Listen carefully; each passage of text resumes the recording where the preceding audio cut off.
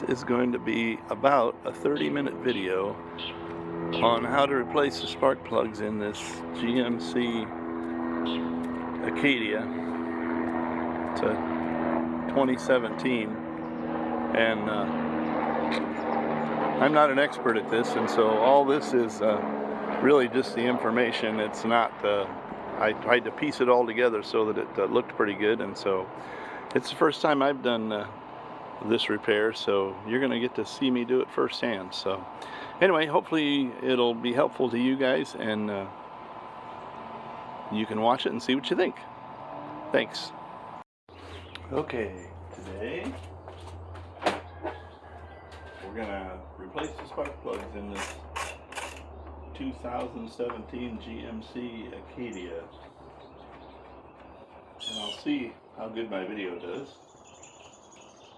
but I want to show you all of it so that you know exactly what's going on here. And this is my first time doing it, so who knows.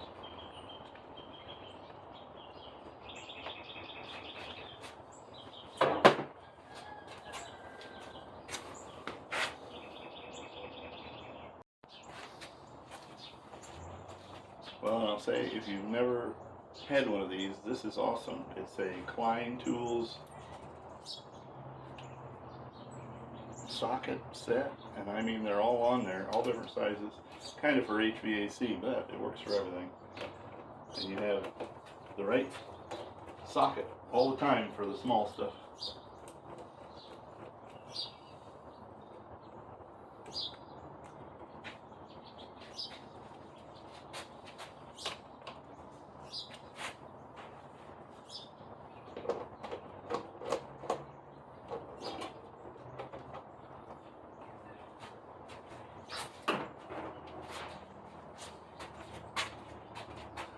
These little clips, you have to back that off and then push that down.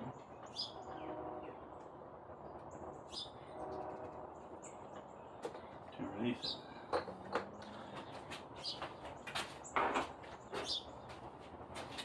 And it's really nice if you have one of these little things to top off all these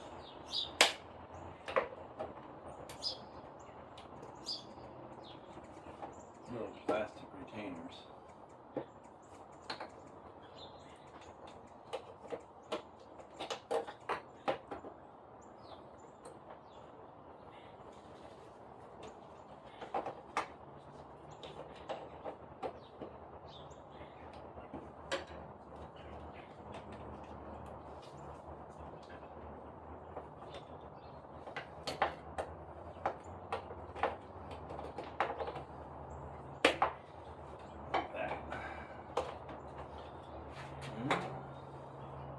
I don't have this Phillips screwdriver.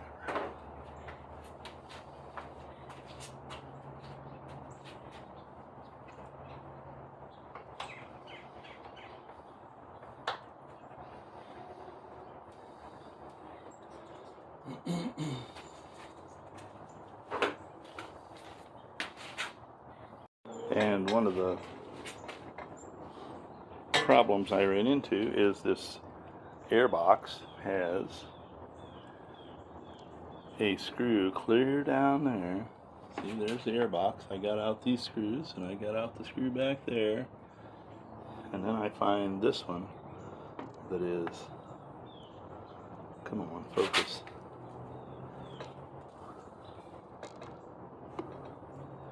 It's way down there. Well, what a crummy focus. There we go. See that screw way down there? There it is. It's under that air box, and you have to move that box to get it out. And use some fancy adapters. So there's that. However, after you do that, the air box does come out. And you can see, and there is that extra screw that you see. One there, and one there to get that dumb thing out.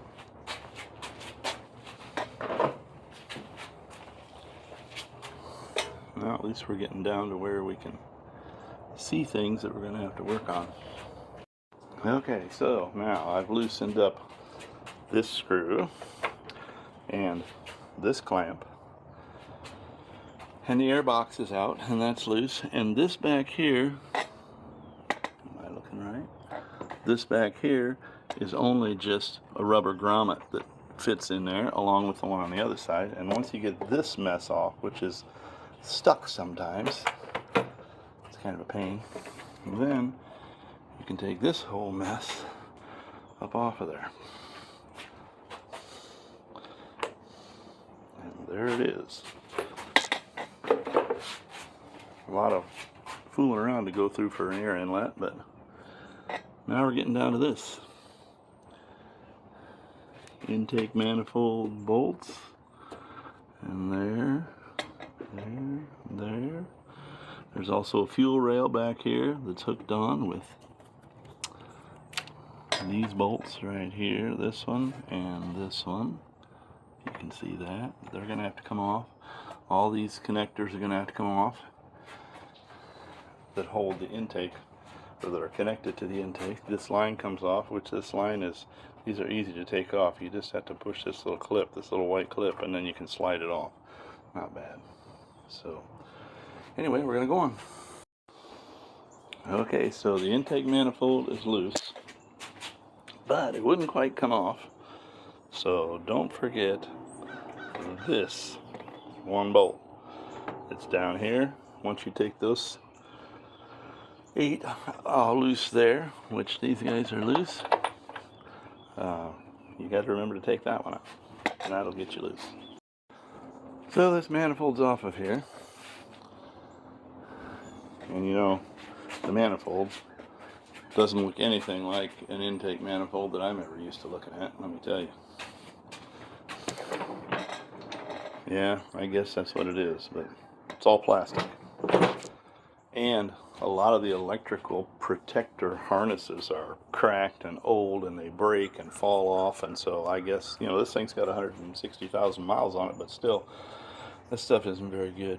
The plastic, just like this, is just all junk. It just falls right off.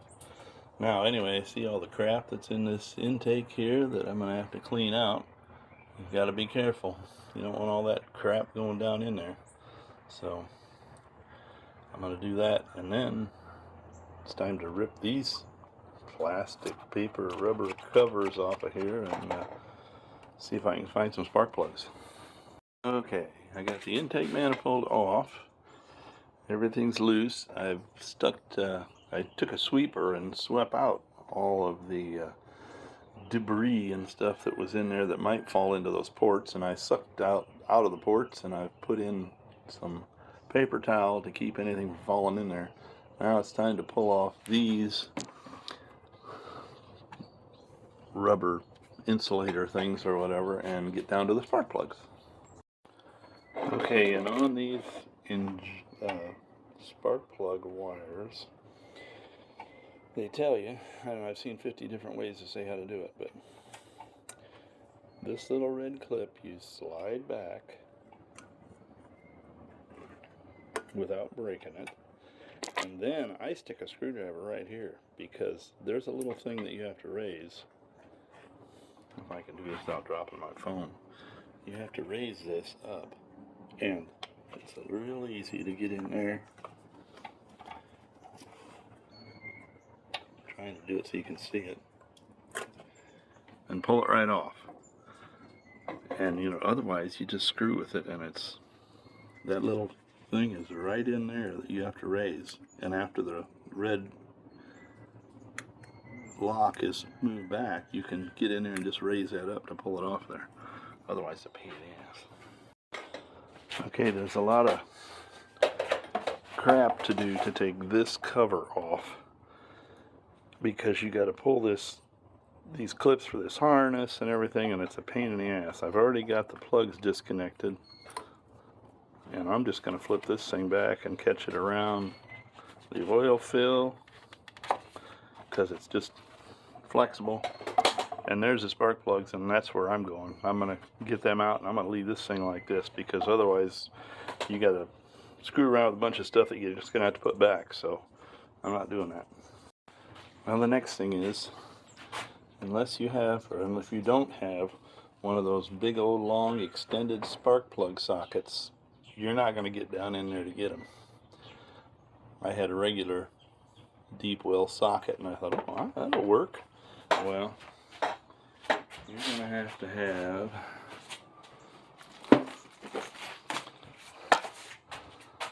this to be able to get down in there far enough to get those babies out. And we're going to see what they look like. These plugs are actually not as terrible as I thought they would look for 160,000 miles. But they are worn for sure, and they're crappy. The one thing I'll say about this extended spark plug removal socket is if you look on Amazon or something, you will also see along with it a broken spark plug removal tool, which it sounds really scary, and it scared the heck out of me. But I did find out that that's only on the Fords. So unfortunately, if you have a Ford, that could be a possibility. But evidently it doesn't happen on GM. On the Fords, they have an extended thing that goes down into the cylinder that is not threaded. And it gets stuck. And when it does, it can break. And I guess that's the key. But I haven't had any problem with that on any of the GMs. So that's a good thing. So don't let that scare you off. Okay, there's those spark plug holes.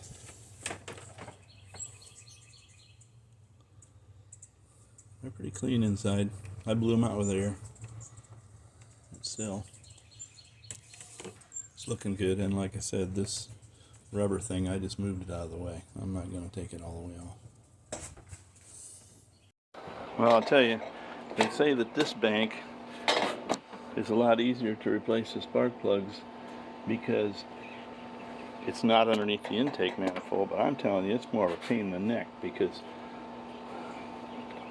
you got to reach clear down back here behind the engine on the side, and I'm going to wrestle around here and get in there, but I got to get on a step stool or something to make myself tall enough to get in there. Okay, so with this cover down, I got the spark plug wires off because for the coil packs, because you can't reach them otherwise. And now I'm going to push this cover up, get it out of my way, so I can get in there and get to the plugs. Because if you don't pull the wires first, you have a heck of a time. I figured out. So now I should be able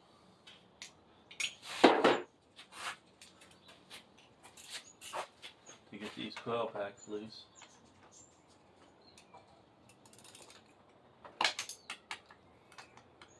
And for the most part, everything comes off pretty easy. I'm surprised. Except for this problem. But these little plastic things, or these little rubber things, I guess they're sound insulation, but they have so many different connectors coming in and out and around them. To take them off of there is going to be a big pain, so I'm not going to do it. Because I can get at what I'm trying to get at without doing that. So. But they say, you know, this bank is not under the intake manifold, so you'd think it'd be easier. But you know, I'll tell you what, I had a lot better success. It would feel like it was easier and less fooling around with the front than it was with this one. Because I still got to fight with this piece of rubber. But I'm not going to take it out because, you know, it keeps the engine quiet. And I always look at the manufacturer and I think if they put it in there, there must be a reason. Because they could save millions of dollars if they didn't put it in there, and yet they're gonna, so there's got to be a reason.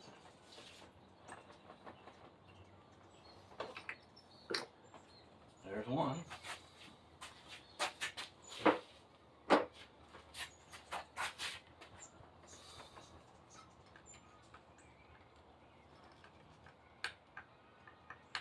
Well, come on.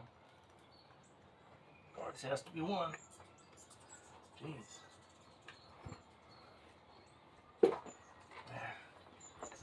There's two. And they look good. I will say this has been, I gotta knock on wood, this has really been an excellent car. And that looks good. So I'm going to take spark plugs out. Another thing that I like to do is on these spark plugs, I put a little bit of lube on this because it helps for the coil pack to go down. It also helps to get your wrench off. And then don't forget to put some right here, because this is a, it's sure on the threads, but right there is where that's going to seal. And you might get another quarter of a turn onto it. Well, not a quarter, but you might get a little bit more to be able to tighten it up to put it in there when you're done. I have the intake manifold off and everything's exposed here. I want to show you the water temperature sender unit, which is right there. If you can see the little red tag sticking out, that's the protector, or the lock to take the harness off of it. And you talk about, thanks GM. Well, here I got the intake manifold off and everything else, and I can hardly get to the stupid thing. There's a better shot of it, maybe. However,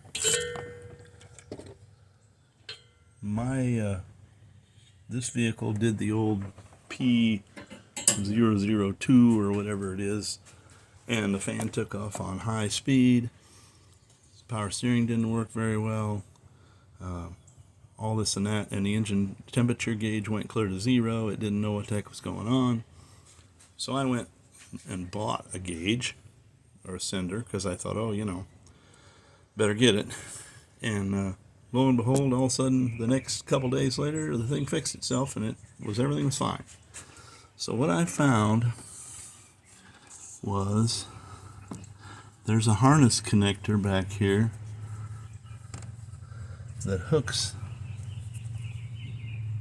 on to the main harness, and it's right here.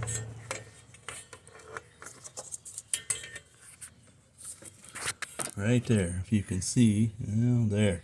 If you can see that connector, and I pulled that connector off and cleaned it and put it back together, and I've never had the problem again. And I wondered if possibly water got in there or something, but I know that it's a pain in the ass to change that sender. I've never done it. And I've also never seen a sender like that get bad and then get good again, which tells me no way. The other thing is, somebody says something about a thermostat being bad. Well, the thermostat on this thing is buried down in here. Why, I don't know. But, the engine never knows it's got a bad thermostat. The only thing the engine knows is, the electronics knows, is that the engine's not heating up fast enough, or it heats up too fast, or it overheats. That's all it knows. So that thermostat, replacing it is not going to fix whether the engine thinks it's bad or not, unless if it's bad. But I'm just saying, it's not an electronic type unit. If the gauge goes to zero and it says, then the engine fan goes to high and all this and that, hell, if the engine's not hot, if you just started it, it's not a thermostat problem, no matter what anybody else tells you. That thermostat is in there, and there's no wires going to it. There's nothing to it to tell the computer that it's bad. The only way the computer knows it's bad is because either the engine runs too hot, the engine runs too cold, or something like that, or it doesn't heat up fast enough. Those are the three situations I've seen where the thermostat would be bad. But just because the gauge goes to zero and the fan kicks on high when you first start it, doesn't mean thermostat's stuck. Because a stuck thermostat, stuck open, closed, doesn't make any difference. If you just started the engine, it's not going to have any effect until the engine warms up. Or doesn't warm up, one or the other. So, just so you know. And like I said, that's been my experience. And I don't know whether the computer gets a bad signal or what, but, you know, everybody goes in there and they replace all that crap and oh, everything works. Well, you know, maybe it's just that dumb connector back there that ends up getting twisted around, because you got to get in there to get all that crap apart. And so you might check that first before you go buy a sending unit and try it. So, well, good luck. One more thing I find is that when you replace the bolts in the coil packs, sometimes this little plastic thing, you know, if you can see it, sometimes that little plastic thing stays with the bolt and sometimes it does not. So just make sure when you find an extra one or you look at them, you figure out which one it came out of. It's easy to get back in there, but you don't want two in one and none in the other. So anyway, you have to take a look at them. Okay, now I flipped the intake manifold upside down and I'm replacing these gaskets. And I would recommend putting new ones in. You know, I spent, I don't know, 26 bucks I suppose on gaskets, but looking at where they go and what I have to do to, if one of them leaks, it's a gasket, you know. I'd say replace it. I see some guys say, oh, just put it back on there. Well, sure you can. They don't use any gasket sealer. You just put oil on them. You know, lube them up a little bit, stick them on there. They're like an O-ring. And so, you know, I just keep everything as clean as I can keep it. I keep my air gun going and kind of blow the dust off things and blow around in those ports to keep them clean. This whole thing's plastic. Just all a bunch of plastic. It's hard to believe. But anyway, I'm going to put those gaskets on, and there's no up or down to them either. There is no right side up, upside down, whatever you want to call it there. They're symmetrical, put it that way. So I'm going to replace them. Okay, the intake's going back on. Flipped it over, stuck it on there. I oiled the bolt holes because I always do, with a little bit of oil, not a lot. You don't want to flood them, but a little bit of oil. And I didn't say it, that anytime I say oil, never use WD-40. WD-40 is great for many things, but WD and WD-40 means water displacement, and it is not a good lubricant for this type of situation, especially not on intake gaskets or anything like that. Put oil. Engine oil is fine. I'm using air tool oil because that's what I got, but it's all oil. It's not something that is to take moisture away or something that's going to cause drama. Now the next thing is tightening sequence on these intake bolts and torque, which is important on these. And I'm going to check in my book real quick and see what it is. That way I can let you know. But you don't want to over tighten them. The dumb thing is plastic, so be careful. So there is a tightening sequence to manifold bolts. And, you know, you have to snug them up first. So you get them to where, because you're compressing those rubber gaskets, the rubber intake gaskets. So you really, you know, you can snug them up without worrying about a tightening sequence. You just need to get them all started and to where you got to pull on them a little bit to get them tight. The torque is 18 foot-pounds, and I'm ready to torque them.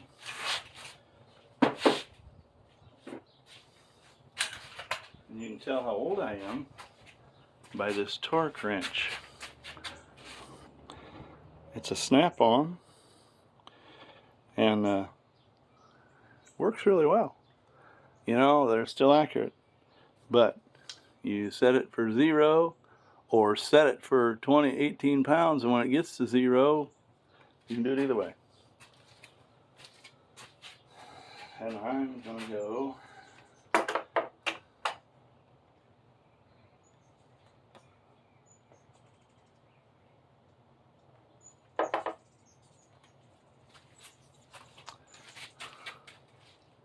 okay, the intake's back in place, it's torqued down. Remember, 18 foot-pounds.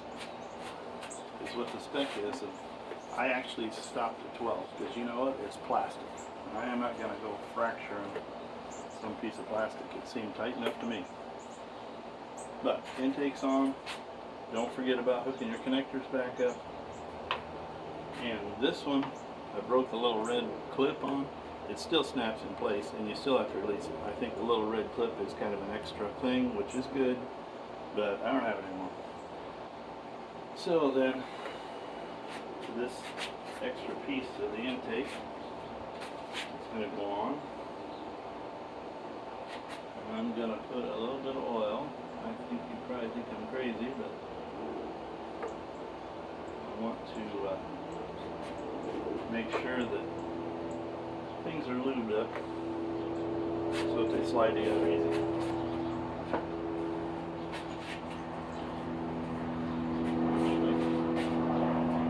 Put a little bit on these intake hoses because it'll make them go together better without drama. Same thing's true with these little pipes. I wish I wouldn't have dripped that on the front of the car. Okay.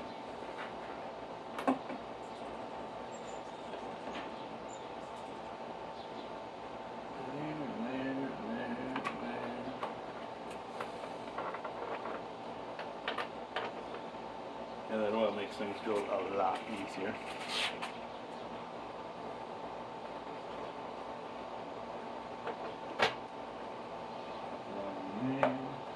That is on. Good on intake. That's all hooked back up. These little guys to do yet.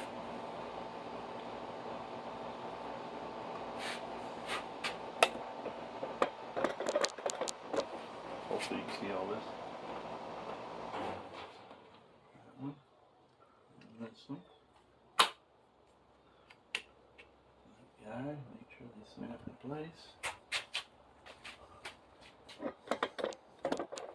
Tighten this bolt up.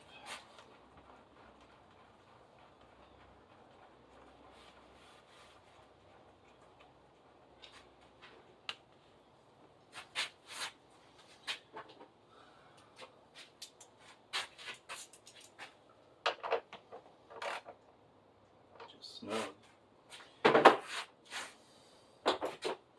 I gotta use my handy dandy Klein screwdriver that's got all the, or nut driver that's got all the attachments on it. That thing is awesome. Works well for all these guys.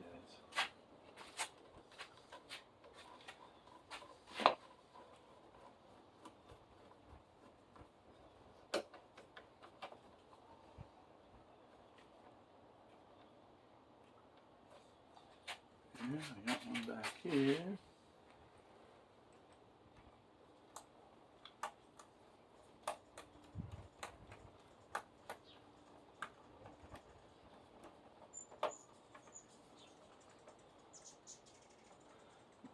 Let's strong arm it.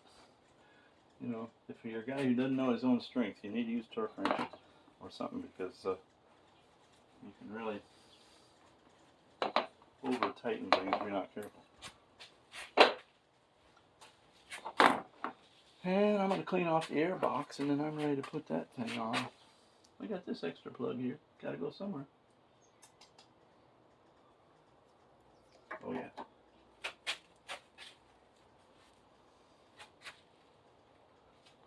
Alright, I'll put the air box in now. So the car's all back together. Started and ran fine. When you first started, I had disconnected the battery, which I forgot to say anything about. But after you reconnect the battery, when you go to restart it the first time, it doesn't start. It'll try to start and quit, and then you just need to shut the ignition back off and wait a few seconds and then try it again. And it'll start back up. He has to relearn a lot of things, I guess.